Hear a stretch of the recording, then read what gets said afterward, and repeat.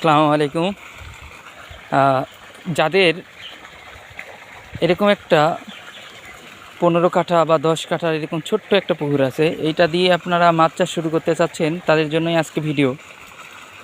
অথবা যারা মনে করেন ব্যবসা করতে অনেক পুঁজির প্রয়োজন, আসলে মোটেই না। স্বল্প পুঁজিতেও ব্যবসা শুরু করা যায় এবং সঠিক স্ট্র্যাটেজি এবং সঠিক জ্ঞান থাকলে মোটামুটি শুরু করা যায় আর কি। শুরু করতে আপনার মন দরকার, আর ছোট কিছু পরিসরের এরকম জায়গা দরকার। এখানে এই পুকুরটার থেকে অনেকেই 3 লাখ 4 লাখ টাকা পর্যন্ত মাছ সেল দেবে। প্রাথমিক অবস্থায় আপনাকে অত বড় টার্গেট নিয়ে চললে হবে। মূলধন যদি থাকে এরকম 15 থেকে 20,000 টাকা, এর ভিতরেই আপনি শুরু করতে পারবেন।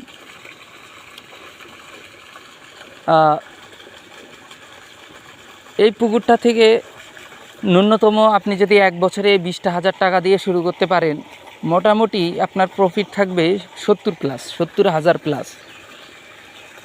কিন্তু আপনাকে সঠিক ভাবে মাছটা চাষ করতে হবে, প্লাস সঠিক জ্ঞান থাকতে হবে যে কোন মাছটা চাষ করলে আপনি প্রফিটেবল হতে পারবেন দিন শেষে। এখন এই পুকুরটায় পানি দেওয়া হচ্ছে, আজকে শোধন করা হবে। আচ্ছা, পুকুর শোধন করতে হয় মূলত চুন, লবণ আর পুকুরে ছোট ছোট পোকা থাকে, অবাঞ্ছিত পোকা, উকুন, এগুলোকে ধ্বংস করার জন্য আপনার অবশ্যই পোকানাশক দিতে হবে। আজকে এই পুকুরে চুন প্রয়োগ করা হবে, লবণ এবং উকুননাশক দিয়ে পুকুর প্রস্তুত করা হবে এবং আপনাদেরকে নিয়মিতই ভিডিও প্রদান করা হবে, কয় টাকার মাছ ছাড়লাম, কী মাছ ছাড়লাম। তবুও বলে দিই এবং লজিক সহকারে বলে দিই যে কীভাবে এই পুকুরটা চাষ করা হবে। যেহেতু স্বল্প মূলধন, আপনি যদি ক্যাটফিশ জাতীয় মাছ চাষ করতে চান তাহলে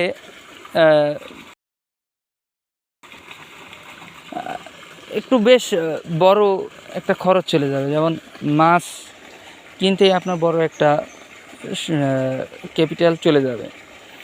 একটা যদি আপনি দেশি মাগুর চাষ করতে যান, 2 টাকা 2.5 টাকা পিস, 1 টাকা 50 পয়সা 80 পয়সা এরকম পিস চলে যাবে। ন্যূনতম এখানে 10,000 মাগুর ছাড়তে হবে এবং এর খরচ বেশ ব্যয়বহুল, প্রায় 40 থেকে 50,000 টাকার খাবারই চলে যাবে 1 বছর। একটা ভালো বেনিফিট তারপর আশা করতে পারেন। কিন্তু যেহেতু আপনার ক্যাপিটাল এরকম ছোট, 20,000 টাকা, তাহলে আপনাকে কী মাছ ছাড়তে হবে? ছোট পুকুর এইখানে, তাহলে কী মাছ চাষ করা যায়? আমার প্রথম টার্গেট হচ্ছে যেই মাছ 100 টাকার উপরে কেজি পাওয়া যায় এই মাছ চাষ করা এবং দামে সস্তা কিন্তু দ্রুত বর্ধনশীল, এরকম মাছ ছাড়তে হবে। এই পুকুরে মাছ ছাড়া হবে প্রাথমিক অবস্থায় 10 থেকে 15,000 টাকার মাছ ছাড়বো। 1 মণ বাটা, 1 মণ সিলভার, যেটাই 2টায় থেকে 1টায় কেজি এরকম মাছ ছাড়া হবে। আর হচ্ছে ঢেপা মাছ, কেউ বলে বুশ মাছ, কেউ বলে কার্পু মাছ, এই মাছটা 20 কেজি ছাড়া হবে। এখন মোটামুটি এইভাবে যদি 2 মাস চাষ করা যায়, আপনার চালান উঠে চলে আসবে। আপনি 10-15,000 20,000 টাকা যা খরচ করবেন, ন্যূনতম পক্ষে চালান উঠেও আপনার মোটামুটি 5-10,000 টাকা আপনি লাভে থাকতে পারবেন। তারপর পরবর্তী পদক্ষেপ জানানো হবে। এখন আপনাদের পুরোপুরি এই ভিডিওটা আমি এই মাছ চাষের যে জার্নি, স্বল্প ক্যাপিটালে কিভাবে মাছ চাষ করতে হয়, পুরোপুরি আপনাদেরকে দেখাবো। কখন মাছ ছাড়ি, কিভাবে বিক্রি করি, কত টাকা বেনিফিট। এখন দেখতেছি সব জায়গায় চ্যালেঞ্জ চলতেছে। আমি ভাবতেছি কেন আমি চ্যালেঞ্জ থেকে দূরে থাকবো, আমিও একটা ভিডিও করি, চ্যালেঞ্জ দেখি জীবনে। আসলে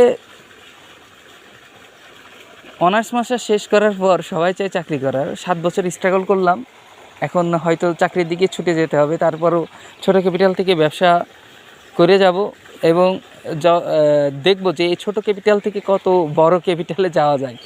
1 বছরে আমার টার্গেট এই পুকুরটা থেকে ন্যূনতম পক্ষে 1 লক্ষ টাকা পকেটে লাভ ঢুকানো, আর কত টাকার বিক্রি হবে সেটাও পরে দেখা। স্টেপ বাই স্টেপ 7 বছরের অভিজ্ঞতা মাছ চাষের, ছোট হোক বড় হোক, মোটামুটি এই বছর 4.5 লক্ষ টাকার মাছ বিক্রি করেছি। যা হোক, এখন ওইটা ছেড়ে দিয়ে এখন ছোট ক্যাপিটাল দিয়ে শুরু করব আবারও।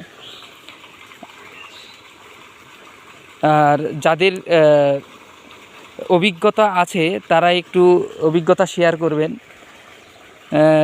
আর যাদের অভিজ্ঞতা নাই আপনারা জার্নি করতে পারেন।